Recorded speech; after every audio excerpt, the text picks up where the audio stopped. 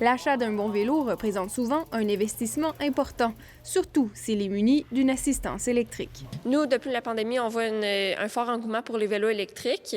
Fait que c'est sûr que il y a de plus en plus de vols de vélos électriques, là. C'est plus des vélos électriques au niveau des vols, là, pour notre part, là, qu'on s'aperçoit. Chaque année, une dizaine de clients de Performance Bégin racontent s'être fait voler leur bicyclette. Ils viennent nous contacter pour qu'on fasse une soumission pour déclarer, en fait, c'était quel montant là, qui ont accès au niveau des assurances. Ces cyclistes malchanceux ne sont pas seuls et les vélos haut de gamme sont les plus convoités.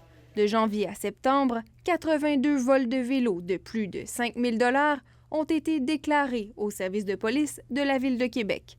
C'est 5 fois plus que pour toute l'année 2021. On a des clients qui étaient à l'intérieur de leur van. Les vélos étaient à l'extérieur, barrés sur leur rack à vélo. Puis ils étaient dans la van, ils se sont fait voler leurs 2 vélos électriques. Et ça fait 30 ans qu'on existe. Des vols, il y en a toujours eu, mais on fait de plus en plus attention. Ce commerce se spécialise dans la location de vélos. Il s'en fait voler 2 à 3 par année. Les voleurs sont plus malins et les engins valent plus cher. Ils sont plus habiles, ils sont plus rapides. Voyez-vous, cet été, on a loué un vélo à une cliente.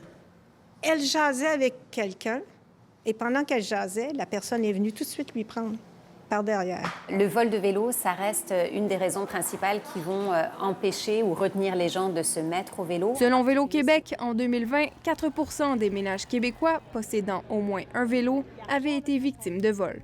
Il va aussi falloir que les services de police jouent leur rôle quand on voit que la valeur de ces biens-là est de plus en plus importante et que le phénomène est en augmentation.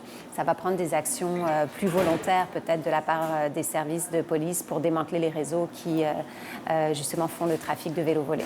Elle recommande aux gens d'investir dans des cadenas haut de gamme et d'enregistrer leur vélo sur la plateforme Garage 529, qui permet ensuite de voir si un vélo vendu usagé a été volé. Ici Flavie Sauvageau, Radio-Canada, à Québec.